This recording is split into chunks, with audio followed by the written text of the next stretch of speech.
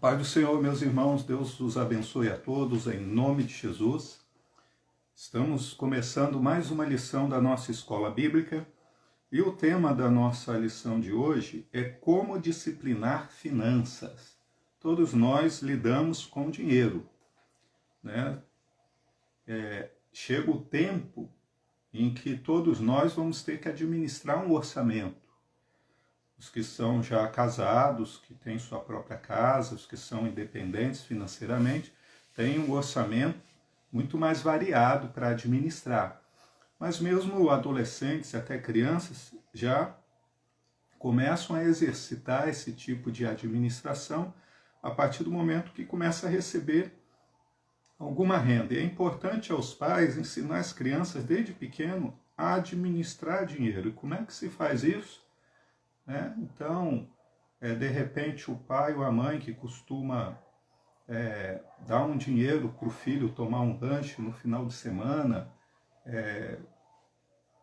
já começa a dar uma parte desse dinheiro no meio da semana para ele administrar, já desde criança. Você fala, esse dinheiro aqui, você vai juntando para você tomar um lanche mais tarde, no final de semana, para você comprar algo que você está precisando, um tênis, um chinelo, e vai dando as pequenas porções e vai ensinando ele a juntar o dinheiro para comprar alguma coisa. Não pode ser um tempo muito longo se a criança ainda não tem muita idade. Ou, de repente, até para ela comprar um doce, um picolé, fala, isso aqui é o seu dinheiro para você comprar o picolé, quando o pai levar, quando a mãe levar você. Então, às vezes você dá o dinheiro na mão da criança e deixar ela segurar esse dinheiro até o final da tarde, até o dia seguinte, ou até o final de semana, para ir comprar algo que normalmente você não daria o dinheiro para ela, você só levaria ela, compraria e pagaria. Quando você dá o dinheiro, você está ensinando ela o valor do dinheiro e como gerir o dinheiro. Então, desde pequenininha, é interessante começar a fazer isso com as crianças para que elas comecem a ter a noção de expectativa, de adiar a realização de um desejo futuro, planejar, economizar. Não esqueçam também de ensinar as crianças a contribuírem. Então, é importante fazer um envelopinho no dia do dízimo para a criança. Então, tira uma parte do dízimo que é seu, que é da família, coloca no envelopinho da criança para ela dizimar, para ela entregar a oferta de missões, a oferta de escola bíblica. Então você está ensinando seu filho, sua filha, a administrar bem e segundo a palavra de Deus os recursos. Mas nós vamos ver na lição de hoje, o foco é o adulto mesmo, é o adulto jovem, é o adulto mais maduro na administração e na disciplina com as suas finanças. Vamos orar? Senhor Deus e Pai, nós pedimos Tua bênção, pedimos Tua graça, pedimos sabedoria. Que o Senhor conceda, Senhor, esta bênção, essa graça, essa sabedoria a cada um de nós, Senhor, aos Teus filhos. Meu Deus, as famílias, Senhor, que têm neste momento, Senhor, participado desta lição de escola bíblica. Meu Deus, a toda a igreja evangélica de Presidente Prudente, aos demais que têm acompanhado e estarão acompanhando esta lição, que o Senhor nos ensine e nos dê sabedoria para administrarmos bem o recurso, os recursos que o Senhor tem feito chegar à nossa mão. Que o Senhor faça, Senhor, com que prospere, com que multiplique. A Tua palavra nos conta como um Senhor entregou aos seus servos talentos, quantidade de recursos, e viajou, e quando voltou, viu que 2 administraram bem seus talentos, multiplicaram aquilo que foi posto em suas mãos. Outro não soube administrar bem e, ainda que não tenha perdido, mas também não fez nada de útil com o que o Senhor havia dado. Que o Senhor nos dê a sabedoria. Nós sabemos que é uma aplicação também espiritual sobre isso, mas também na questão natural, na administração de todos os recursos naturais que o Senhor tem posto em nossas mãos. Nós pedimos graça e sabedoria para sabermos administrar as nossas finanças. Em nome de Jesus. Amém. Bem, a palavra de Deus, ela nos diz o seguinte: porque o amor ao dinheiro é a raiz de todos os males. E alguns nessa cobiça se desviaram da fé e a si mesmo se atormentaram com muitas dores. Bem, uma coisa que a gente gosta sempre de enfatizar é que esse texto da palavra de Deus não está falando que o dinheiro é a raiz de todos os males. A Bíblia está falando que o amor ao dinheiro é a raiz de todos os males. Então, quando eu amo o dinheiro, quando o meu amor, minha devoção, meu interesse maior é pelo dinheiro, é pelas coisas materiais, eu acabo colocando Deus em segundo plano, em terceiro plano, e isso é um pecado muito grave. Porque o primeiro mandamento de Deus, para mim e para você, é amar ao Senhor, nosso Deus, acima de todas as coisas. Com todo o nosso coração, com toda a nossa força, com toda a nossa alma e entendimento. Então o amor ao dinheiro é a raiz de todo o mal, porque eu acabo deixando Deus fora do lugar de honra na minha vida que Ele deve ter. Porque quando Deus está centralizado na minha vida, entronizado na sua vida, tudo começa a fluir em ordem na nossa vida. Se Deus não é a prioridade na minha vida, todas as coisas saem de ordem. Boa parte das pessoas entende que o significado de felicidade é possuir uma conta bancária com dinheiro suficiente, para não dormir com dívidas e poder comprar tudo que desejar. Então, uma boa parte sonha como esse vai ser o dia mais feliz da vida, quando eu tiver dinheiro suficiente para não precisar dormir com nenhuma dívida, com nenhuma conta a ser paga, tudo pago, e poder comprar o que eu quiser, o que der vontade. Muitos chegam a dizer que poderiam até ser mais generosos com os pobres, até ofertar mais para missões, e se tivessem mais dinheiro. Isso é muito normal a gente ouvir. A sociedade moderna, ela sofre grande influência dos meios de comunicação. E a mídia, ela passa essa ideia. Com a sua linguagem persuasiva, ela diz que para você ser bem-sucedido, você tem que vestir a roupa da marca tal. Você tem que vestir um tênis de tal marca. Você tem que usar um perfume de tal marca. Você tem que ter uma bolsa, se é mulher, de tal marca. O celular tal. Então, com um número enorme de recursos aí no celular, e aí, a mídia vai estabelecendo os padrões. E interessante que os padrões da mídia, eles são muito efêmeros, eles passam muito rápido. Então, se a gente for olhar hoje em dia, as coisas elas fazem com que a tecnologia faz com que os objetos se tornem obsoletos muito rapidamente. Quando se fala de roupa, a moda ela muda muito rapidamente. Então, aquele tipo de modelo de roupa ou cor que estava na moda no ano passado já não está mais no ano seguinte. Isso força as pessoas a criar um sentimento de desgosto por algo que até um ano atrás ela teve muito gosto em comprar e custou caro. E que ainda está muito bom. A gente vê, por exemplo, as televisões. Cada hora eles lançam uma versão diferente. Agora é tela não sei o que, agora é 4K, é 8K, é não sei quantos pixels. E aí, aquele aparelho que você sofreu para pagar, porque você queria um mais moderno e ficou muito feliz. Passado aí 2 anos, já tem outros modelos mais avançados e a propaganda começa a fazer você a achar que o que você tem já não é bom. Ora, mas era bom. Está funcionando perfeitamente. Por que não é bom ainda? Interessante que a gente pega, por exemplo, a tecnologia do século 13, 14, 15. No Japão, os japoneses eles eram os melhores metalúrgicos da Idade Média. Então, nós vemos espadas que eles faziam nessa época, nos séculos 13, 14, 15.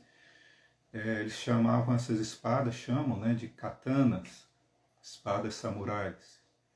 E assim, era uma relíquia, era um tesouro de família, passava-se de geração para geração.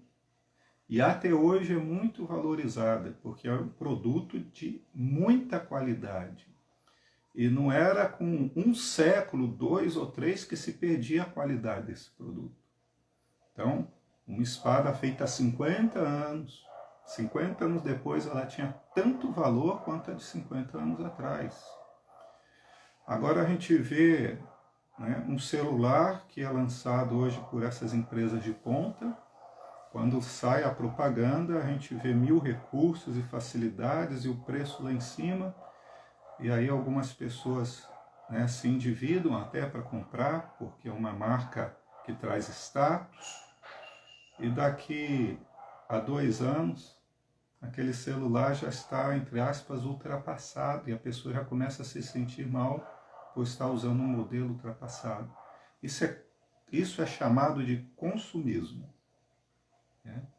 É diferente de você estar numa atividade profissional ou numa atividade qualquer que exige um recurso que aquele seu aparelho não tem, mas que existe um aparelho novo que tem. Então você vai estar atualizando para ter à disposição um recurso que você precisa.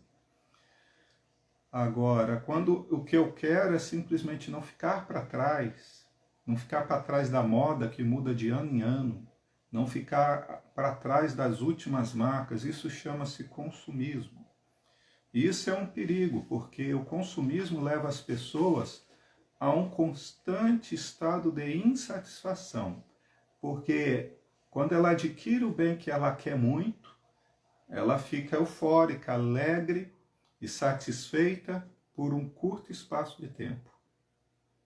E a hora que ela percebe que aquele bem se tornou obsoleto, ou seja, já tem uma versão mais atual e teoricamente melhor, aquilo ali já não a satisfaz e ela se torna por um período grande infeliz. Até que se esforça, junta, faz crediário, prestação, se endivida talvez até, para comprar algo que vai lhe trazer uma satisfação por um curto período de tempo. Então, isso faz com que a alma das pessoas fique doente.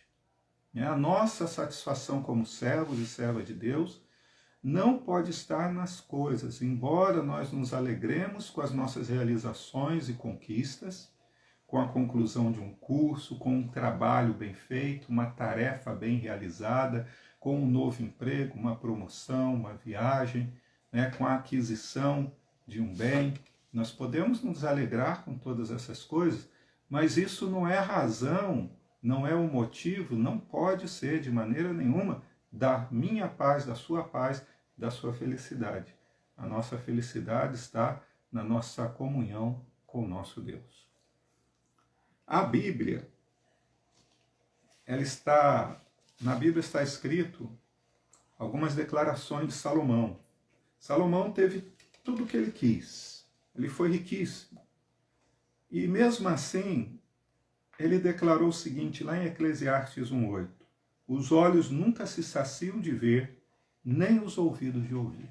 Quer dizer, o homem está sempre procurando mais, está sempre procurando novidades. E com desgosto ele ainda diz em Eclesiastes 1:2, que grande inutilidade, nada faz sentido. Né? Essa é a versão na NVI. Na versão mais tradicional, meio da revista corrigida, diz vaidade, tudo é vaidade. Então, é tudo, todas as coisas deste mundo passam, não fazem sentido. Se matar e desperdiçar questões preciosas de relacionamento com Deus e com a família, com a igreja, por conta de coisas que perecem. Se são enganosos os valores que tentam nos impingir, né, como desfrutar a verdadeira felicidade. Como explicar a existência de pessoas pobres que são felizes e de pessoas ricas que são infelizes? Se ter dinheiro para pagar todas as contas e comprar o que quiser fosse a garantia de felicidade, não haveria pessoas pobres felizes e não haveria pessoas ricas infelizes. E nós sabemos que existe. Nós sabemos que nós já tratamos aqui em algumas lições passadas sobre a questão de suicídio, por exemplo. Os países que têm maior índice de suicídio são países que, assim, é até estranho porque, mas são países que têm maior índice de desenvolvimento, melhor distribuição de renda e menor índice de pobreza no mundo. São os países que têm o maior índice de suicídio. São os países nórdicos da Europa, são o Japão.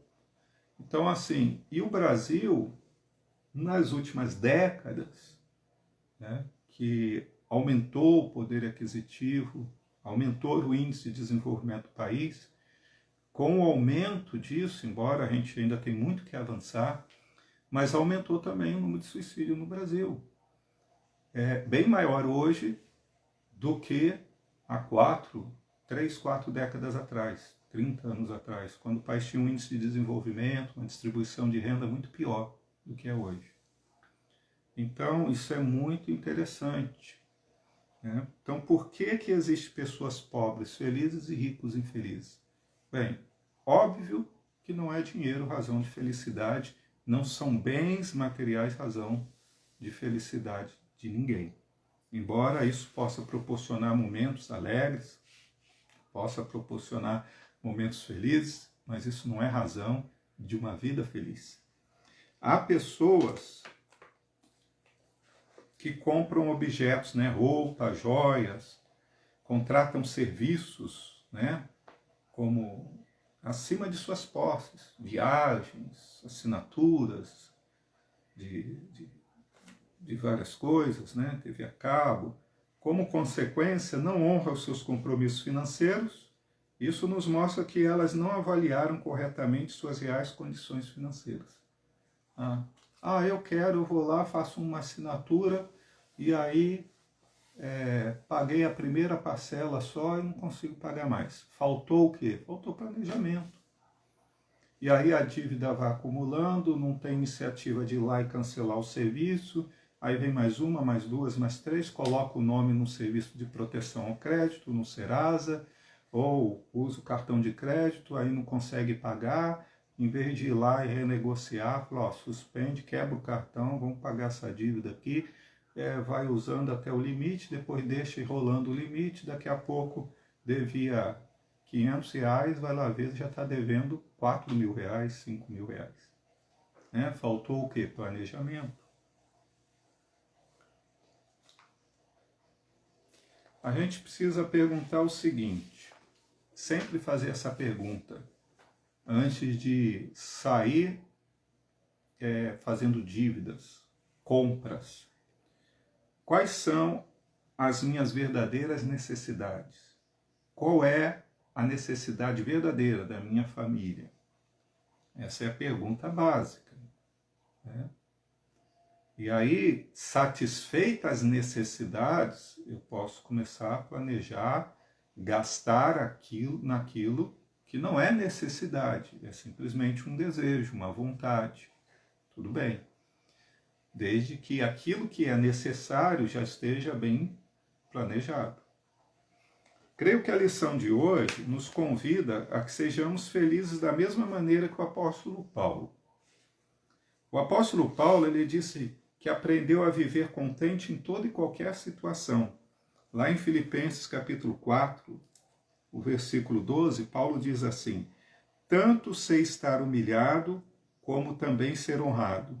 De tudo e em todas as circunstâncias já tenho experiência, tanto de ter fartura, como de ter fome. Assim, de ter abundância, como de escassez. E ele conclui o assunto dizendo, versículo 13, tudo posso naquele que me fortalece. Posso ter tudo, e posso ter falta de tudo, e assim mesmo estou contente, porque é o Senhor que me fortalece. Nós precisamos chegar a esse nível de contentamento, de entendimento que o apóstolo Paulo tinha, sobre encontrar em Cristo a fonte da sua plena alegria. A fonte da sua alegria, meu irmão, minha irmã, é Cristo, viu? É Jesus. Vamos considerar então algumas necessidades a seguir, tá? Vamos ver a questão da mordomia.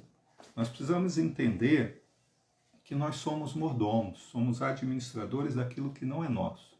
O mordomo é aquele que está na casa, ele usa os recursos da casa, ele administra os recursos da casa, ele compra, ele vende, ele manda consertar, né? Mas a casa e os recursos não é dele. Ele tem alguém a quem prestar conta, né? Esse é o papel do mordomo ou da governanta. Daí o termo mordomia, mordomia cristã. Nós, como servos de Cristo, precisamos entender que somos mordomos.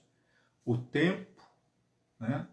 A vida, os bens materiais, os dons espirituais, tudo é de Deus, tudo é dele. E foi dado a nós, foi dado a você, foram dados a mim, a todos nós, para que nós administrássemos e administrássemos bem. Lembra do exemplo da figura de José na casa de Potifar? Ele era o mordomo da casa. Ele cuidava de tudo. Ele dava ordem até aos outros servos. Mas ele sabia que o dono não era ele. Embora ele pudesse estar na casa, comer do mesmo alimento, não era dele. Ele tinha a quem prestar conta, por isso ele tinha que administrar da melhor forma. Está escrito no Salmo 24, versículo 1, que do Senhor é a terra e tudo que nela existe. É muito comum nós julgarmos que somos proprietários de alguns recursos que, na verdade, não são nossos. Mesmo as pessoas que não creem no senhorio de Deus, na verdade também não são proprietários de nada. Mesmo aquele que não é crente, não é um cristão, mesmo ele não acreditando nesse princípio de que tudo é de Deus, o fato é que tudo é de Deus, inclusive a vida dele. A vida dessa pessoa pertence ao Senhor, quer ele creia ou concorde com isso ou não. Né? O fato das pessoas concordarem ou não concordarem com algumas questões relacionadas à palavra de Deus, não muda nada no que diz respeito à validade dessas questões. Eu não concordo que uma pessoa que pecou a vida inteira foi uma pessoa ruim, aí depois, quando ela já é velha, ela diz que encontrou Jesus, se arrepende dos seus pecados, pede perdão, aí batiza e aí ela vai para o céu. Eu não concordo com isso. Pode não concordar, pode morrer sem concordar, mas é assim que funciona. E é assim que vai sempre ser, porque está escrito, é assim. E a palavra de Deus é sim, sim, não, não. Eu não concordo com isso, eu não concordo com aquilo. Irmãos, tem coisas que a gente concorda ou discorda e tudo bem, né? A gente age conforme o nosso parecer. Agora, quando diz respeito à palavra de Deus, ela é a verdade. É sim, sim, não, não. Quero concorde, quero discorde. E mesmo aqueles que não creem nesse aspecto, nessa questão da mordomia, eu não concordo que o meu dinheiro é do Senhor, que a minha casa é do Senhor, foi eu que trabalhei, foi eu que construí, né? Você pode não concordar, mas é. É um favor de Deus à sua pessoa você poder estar desfrutando disso. Ah, essa aqui é a casa que eu construí. Irmãos, Nabucodonosor, no auge do império. Babilônia foi o primeiro grande império. A Assíria, ela ensaiou um império mundial. Chegou a ser um império regional, a Síria. Mas um império assim de proporções mundiais, que alcançou até outros continentes, Europa, África, foi a Babilônia, o primeiro grande império. E chegou uma hora que aquele poder subiu à cabeça do imperador Nabucodonosor, e do alto do seu palácio, ele contemplando a cidade da Babilônia, suas grandes muralhas e os jardins suspensos sobre as muralhas de Babilônia, ele diz: eis a grande Babilônia que eu construí com a minha força e com o meu braço. Naquela mesma hora o Senhor mandou um anjo e feriu o entendimento dele, e ele ficou sem juízo. Ficou como uma besta fera. Precisaram acorrentar ele com correntes, para ele não se ferir e não ferir outras pessoas. E ele ficou dormindo no relento, porque ele não aceitava entrar dentro de casa, não deixava cortar as unhas, não deixava cortar os cabelos, ficou como um animal. A Bíblia diz que as unhas dele cresceram como garras de águia. E ele comia capim, igual boi. É claro que se alimentava de outras coisas, mas ele ia atrás de capim para comer. Ficou completamente sem juízo. Até que, passado muitos meses, a Bíblia não fala exatamente quanto tempo, mas foi o suficiente para as unhas dele crescerem e o cabelo se tornar comprido. Diz que ele relata, o próprio Nabucodonosor, ele diz que então, quando ele estava lá, ele olhou para o céu e ele lembrou-se de Deus. E ele então deu glória a Deus e reconheceu que tudo era dele e se arrependeu da sua soberba.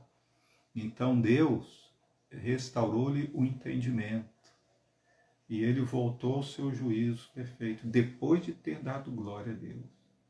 Então seus servos tomaram, deram banho, cortaram as unhas, o cabelo, e ele foi reconduzido ao trono.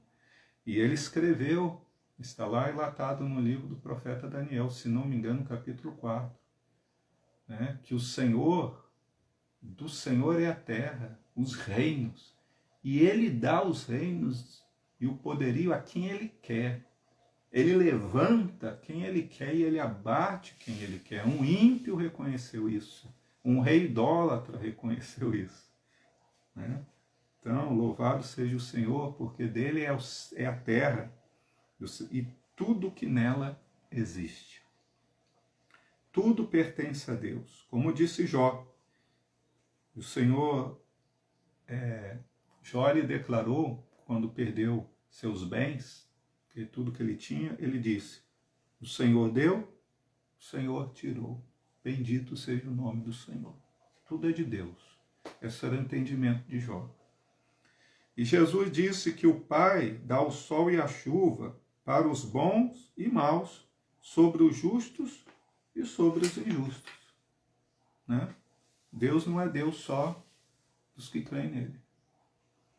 O pensamento mercantilista, né, da sociedade induz a gente a pensar que eu não devo satisfação a ninguém sobre o que eu faço, sobre o que eu tenho, pois tudo que eu possuo é fruto do meu trabalho ou da minha família que eu recebi. Mas quando reconhecemos o senhorio de Jesus, nossos olhos se abrem para compreender a bondade de Deus. Tenho que saber que a minha vida e os bens dos quais usufruo são dádivas de Deus, que eles são frutos do seu amor para comigo, que eu sou apenas um mordomo dele, que tanto os recursos como a minha própria vida pertencem a Deus. Eu preciso entender isso. Assim, preciso sempre me mostrar zeloso na administração dessa tarefa, ser fiel a Deus como um bom mordomo. Então, para mim ter uma boa administração financeira, irmãos, primeira coisa, como os crentes que nós somos, cristãos, servos do Senhor, eu preciso entender esse princípio de mordomia. Tá? Eu não posso desperdiçar o meu dinheiro naquilo que é inútil, porque esse dinheiro, na verdade, foi o Senhor que me entregou. Ele que me deu o trabalho, inteligência, capacidade, Ele que proveu esse recurso de alguma forma para que chegasse na minha mão. Segunda coisa que eu preciso fazer para contar com a bênção e ter uma boa gestão dos recursos é entender que eu preciso ser um dizimista e ser um ofertante na obra do Senhor. A Bíblia contém ensinamentos sobre a alegria em poder devolver uma parte dos recursos que Deus nos deu para o Senhor. Segundo aos Coríntios 9, 7, diz: cada um contribua segundo propôs em seu coração, não com tristeza ou por necessidade, porque Deus ama ao que dá com alegria. Essa é uma forma de expressar nossa gratidão a Ele. Era esse sentimento que embelezava a pobre viúva que ofertou a Deus tudo que ela tinha. Vocês lembram da oferta da viúva? Que o Senhor observou pessoas dando grandes quantias no templo, mas uma viúva colocou 2 moedinhas. O Senhor, aquilo ali chamou a atenção de Deus, chamou a atenção de Jesus, porque ela deu com uma alegria. Era pouco, mas era o que ela tinha. Era o que ela tinha condição, o que ela podia doar, e ela doou o que ela tinha. Então, isso é uma expressão de amor, de dependência, de gratidão a Deus. E o Senhor se agrada disso e a bênção em razão disso. Sabemos que Cristo nos resgatou da maldição da lei, se tornou maldição em nosso lugar, e cremos que já não estamos mais sujeitos aos regimentos da lei. Por essa razão, tem alguns que entendem que já não existe obrigação de dar dízimo, porque falam: não, dízimo é coisa da lei. Irmãos, nós precisamos entender, né, que o ato de ofertar, de dizimar, ele é antes da lei. A lei foi dada a Moisés, e a gente vê Abraão, a gente vê Jacó, nós vemos esses patriarcas antes de Moisés, já sendo dizimistas, dando dízimo. Jesus falou a respeito do dízimo e a respeito da justiça, falando que os fariseus davam o dízimo, mas deixavam de praticar a justiça, a misericórdia e a fé. E Jesus falou: vocês devem fazer essas coisas e não omitir aquelas. Ou seja, as duas coisas precisam ser feitas, tanto dizimar quanto exercer a justiça, a misericórdia e a fé. Nós devemos entender, nos ensinos de Jesus, que Ele nos desafia a entregar tudo para o Senhor. Tudo. A grande maravilha de Cristo é que Ele nos desafiou a entregar tudo. Você vê quando Ele tem o contato com os apóstolos, aqueles que seriam seus apóstolos. Mateus está lá trabalhando na coleteria e aí ele larga o emprego para seguir Jesus. Ou seja, ele abriu mão de 100% da sua renda. Você vê Pedro, Tiago, João, eles largam as redes e os barcos para seguir Jesus. Entregaram tudo. Você vê Zaqueu, quando se converte, ele fala: vou dar metade do que eu tenho para os pobres. Não foi o dízimo, foi 50%, né, que ele abriu mão. Assim, ao devolver o dízimo, devolvemos apenas uma parte pequena. Para muitos, as promessas deixadas em Malaquias 3,10, que fala: trazei todos os dízimos à casa do tesouro, para que haja mantimento na minha casa, e fazei prova de mim, se não vos abrir as janelas do céu, e não derramar bênçãos, de tal maneira que vos venha maior abastança. Por vossa causa repreenderei o devorador. Então, alguns acham que essas promessas sobre fidelidade nos dízimos têm sido uma realidade, e têm experimentado isso pela fé. Nós temos experimentado isso pela fé. Por outro lado, observa-se que muitos que são negligentes estão sofrendo também consequências que o povo de Israel sofreu por negligenciar. Quando o Senhor fala lá em Malaquias 3,10, trazei os dízimos à casa do tesouro, que era um anexo do templo. A casa do tesouro, eram anexos que foram construídos ao lado do templo para guardar os dízimos e as ofertas. E o Senhor diz: para que haja mantimento na minha casa, para a provisão da minha casa.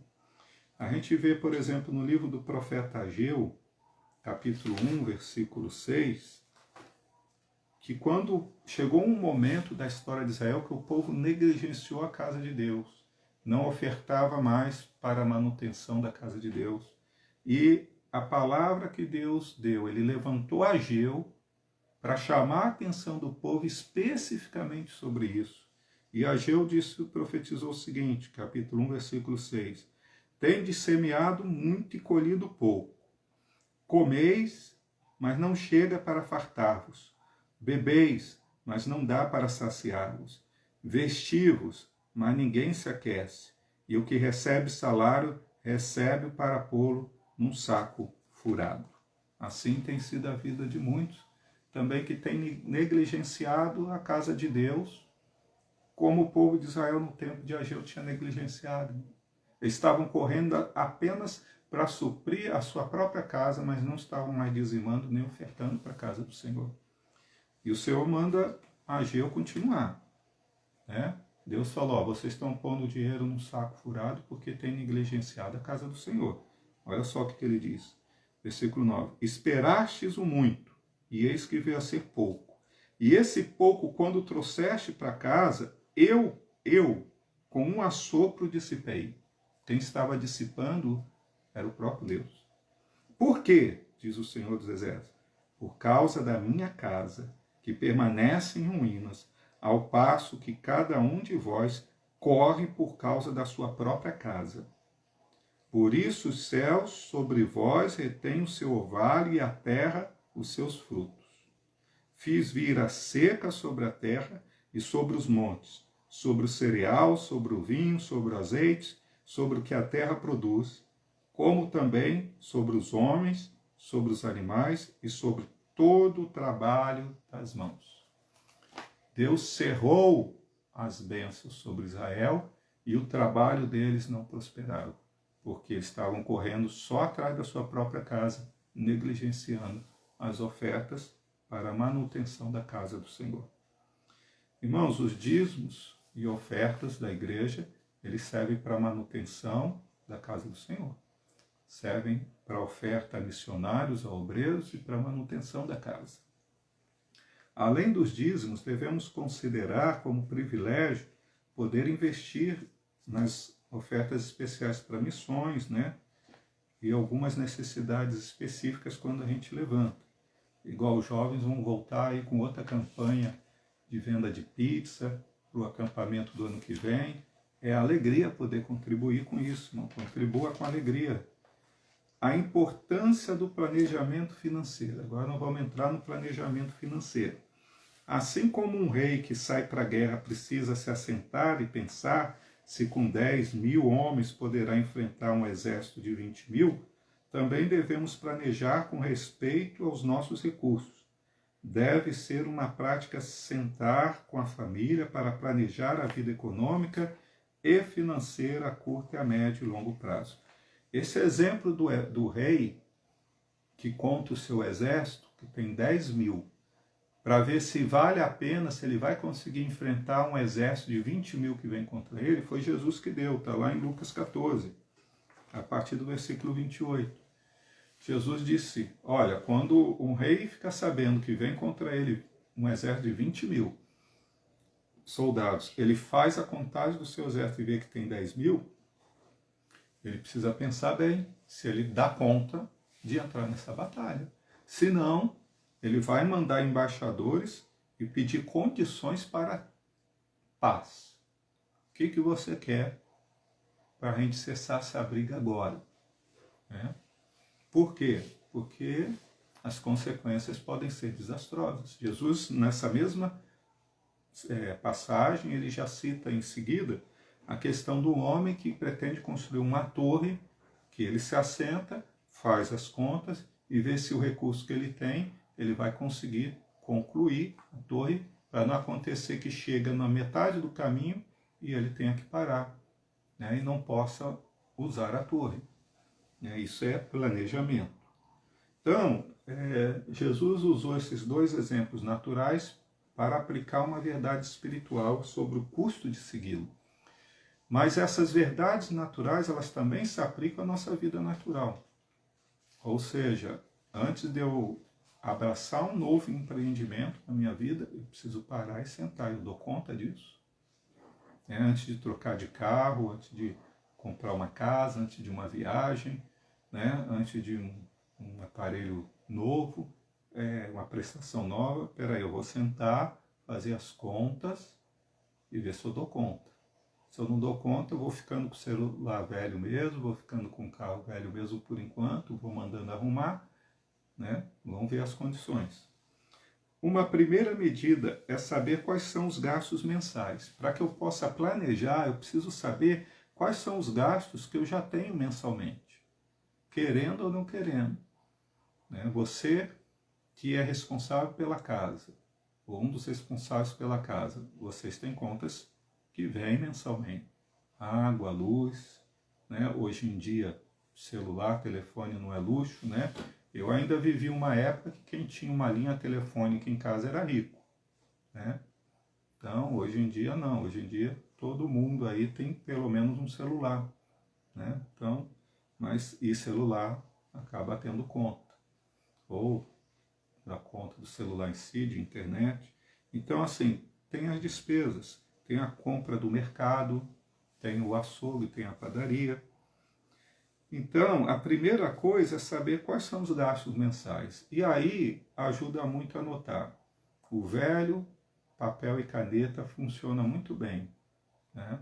Se você tiver facilidade na agenda eletrônica do celular, pode ser também. Planilha eletrônica do celular. Liste todos os itens da economia doméstica com seus respectivos valores. Busque ser próximo da realidade. Isso pode ser inicialmente uma tarefa muito trabalhosa, mas você verá que ela pode ajudar muito. Você pode buscar modelos de planilha orçamentária, orçamento doméstico. Na internet você vai achar vários modelos, tá? Começa com salário e as rendas, né? Receita, que às vezes tem salário, tem aposentadoria, né? Outras, aluguel. Aí você vai ter o total da sua receita. Aí você vai começar a pôr com os desembolsos. Dízimos, ofertas, moradia, que pode ser aluguel, prestação de casa ou condomínio. Aí tem água, luz, impostos, né? Estudos. De repente você tem assinatura de TV, de revista, alguma coisa. Mesada das crianças. Aí alimentação, supermercado, feira, padaria, vestuário, roupa, calçado, né, transporte, combustível, o ônibus, o Uber, lazer, pode ser aí o passeio, o lanche, saúde, remédio, né, plano de saúde, cuidados pessoais, cabeleireiro, manicure, e aí você vai colocando. Depois que você coloca tudo, você vai vendo quanto que você pode gastar com cada coisa, colocando o que é essencial primeiro, né? Que é essencial é alimentação, moradia, vestuário, depois as não essenciais. E aí a gente vai distribuindo os valores que eu tenho disponível. É importante muitas vezes usar, eu falei rapidamente aqui, mas esses modelinhos de planilha de orçamento familiar se acha facilmente hoje na internet. A primeira medida, então, é saber quais são esses gastos mensais. Depois, ao tomar conhecimento de quanto eu tenho, da renda familiar, às vezes é o casal, né? E aí eu tenho que colocar a minha renda e os meus gastos estão sendo quanto? O problema é quando os gastos estão maior que a renda, é sinal que está tendo endividamento, isso não pode continuar, né? Isso precisa ser equilibrado. É possível que constate a necessidade de tomar decisões importantes, como, por exemplo, gastar menos tempo no chuveiro, porque aí você economiza a conta de água e economiza a conta de luz, né? E, de repente, eu tenho assinatura da TV X, Y e Z. De repente precisa cortar o Y, Z e deixar só o X, né? Algumas decisões, de repente, nessa planilha vão se mostrar evidentes, né? E pegar esse dinheiro aí que estava sendo gasto, colocar numa poupança para quê? Para trocar de carro no ano que vem, para fazer uma viagem, né? Que é um sonho, que é um desejo. Ensinar os filhos a administrar uma certa quantia de dinheiro, nós falamos no início, é importante, Dá um dinheirinho para ele, dá uma mesada para ele, mesmo que o valor seja pequeno, ensina ele a administrar. Ah, eu vou te dar aí R$ 5 por semana. No mês é R$ 20. Às vezes você gasta mais do que isso quando leva ele para comer um lanche. Mas aí ele tendo o dinheirinho dele, quando ele for levar para comer um lanche, ele pedir alguma coisa a mais. Ah, eu queria também um sorvete, eu queria também aquilo. Falou, você tem seu dinheiro, você pode comprar se você quiser. E aí você vai ensinando ele a administrar o dinheiro. Isso vai ajudar na maturidade do seu filho e da sua filha. As pessoas e famílias que se disciplinam no planejamento doméstico acabam vendo os ótimos resultados que ele oferece a médio e a longo prazo, né? Você já deve ter visto pessoas que têm um bom salário, né? E outras, e mesmo tendo um bom salário, não conseguiram ao longo de anos adquirir um patrimônio, né? E às vezes, pelo contrário, você vê outras pessoas que, mesmo tendo um salário muito pequeno, ao longo do tempo conseguiram ter a sua casa própria, né? Então, isso mostra que essa diferença é que na vida daquele que conseguiu havia planejamento, e daquele que não conseguiu faltou planejamento. Critérios para se gastar dinheiro. A gente precisa estabelecer critérios. Novamente, precisamos falar sobre a necessidade de disciplina. Quem estabelece critérios bem definidos sobre o que fazer com cada centavo que possui, tem melhores condições de viver sem muito estresse por causa disso. Então vejamos aqui algumas boas práticas, né? A primeira é aprender a viver com o que eu tenho. Eu preciso adequar o meu orçamento à minha realidade de renda. Segundo, eu preciso me esforçar por guardar pelo menos 5% do que eu ganho numa poupança. Poupar, não precisa ser necessariamente uma caderneta de poupança, pode ser um fundo, pode ser um CDB, mas assim, eu preciso poupar 5% do que eu ganho. Ah, esse mês não deu, mas mês que vem eu ponho de novo. Para que é essa poupança? Para uma emergência, ou se a emergência não surgiu, para mim realizar um sonho de uma viagem, de uma reforma na casa, adquirir algo que eu gostaria, mas que não é necessidade, é só um desejo, então eu posso adiar. Ou é uma necessidade, mas não é muito urgente, então eu posso adiar e eu posso planejar, e eu vou poupando para isso. Então, saber dizer não ao consumismo. Ah, essa cor saiu da moda esse ano, mas é uma roupa bonita, nova, eu vou continuar usando, não interessa. A moda do mundo não vai ditar como eu administro o meu dinheiro. Ah, esse celular aqui já tem 2 versões depois dele. Mas essa versão aqui está novinha, está funcionando bem, vai continuar comigo até a hora que eu achar que não está mais me atendendo, mas está atendendo. Defina o que é essencial e o que é necessário daquilo que é só um desejo, porque os desejos podem ser adiados, agora o que é essencial não. Não podemos deixar o essencial. Evite fazer dívidas, inclusive com cheques pré-datados e cartões de crédito. É necessário a gente, sempre que possível, fazer as compras à vista, ou se eu for usar o cartão de crédito, eu já saber que no mês seguinte, naquele dia, eu tenho que quitar a fatura. Se eu quito a fatura todos os meses, tranquilo. Agora, se eu deixo dinheiro rolando dívida, é um problema. Evite fazer, então, essas dívidas.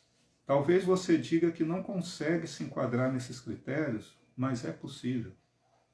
É possível porque nós vemos que pessoas, às vezes, com a renda talvez menor que a sua, conseguem. Então, se tem pessoas que conseguem, todos nós conseguimos também. Basta a gente querer se esforçar. É só tentar. A Bíblia ensina que quem ama a disciplina ama o conhecimento. Então, para ter uma vida financeira organizada, eu preciso ter disciplina. Eu preciso colocar as coisas no papel, as continhas no papel, saber distinguir o que é necessidade e priorizá-las, ter uma poupança, uma reserva para gastar no futuro, com uma viagem, com um passeio, com outras coisas, com uma reforma, uma troca de carro, isso é importante. Até mesmo para pagar os impostos. A gente precisa entender quando recebe o 13º, aquele que é assalariado, ele não pode gastar todo o 13º com roupa, com presente e com ceia de Natal. Porque já em janeiro, já chega o carnezinho de IPTU no finalzinho de janeiro, já tem IPVA para pagar se você tem carro. Então, aquele seu 13º, você já vai ter que reservar uma boa parte dele para essas despesas de começo de ano. Então, isso é planejamento. A Bíblia ensina que quem ama a disciplina ama o conhecimento. Que nenhuma disciplina parece motivo de alegria no começo. É o que diz lá em Hebreus 12:11. Mas de tristeza. Porém, o fruto da disciplina virá no futuro e vai trazer muita alegria. Então, vale a pena a gente começar a ser disciplinado nessas questões financeiras. Eu quero concluir dizendo o seguinte, que o SPC, todo mundo já ouviu falar, né? Serviço de Proteção a Crédito, tem apresentado um aumento no número de pessoas que não têm honrado seus compromissos com o passar dos últimos meses. Aí. Lamentavelmente, nesse grupo, a gente encontra pessoas que são evangélicas, que estão com o nome no Serasa, no SPC. Isso não compromete o nosso testemunho como servo de Cristo. Uma coisa é eu ter meu nome negativado por uma situação não planejada, um desemprego, por exemplo. Né? Não estava planejando ficar desempregado, mas fiquei.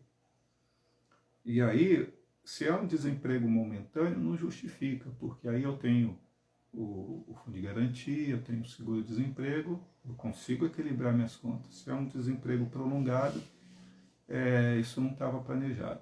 Mas não justifica um crente que não está desempregado, está trabalhando, ter seu nome no SPC Serasa. Isso é um mau testemunho, isso é falta de planejamento, um mau testemunho.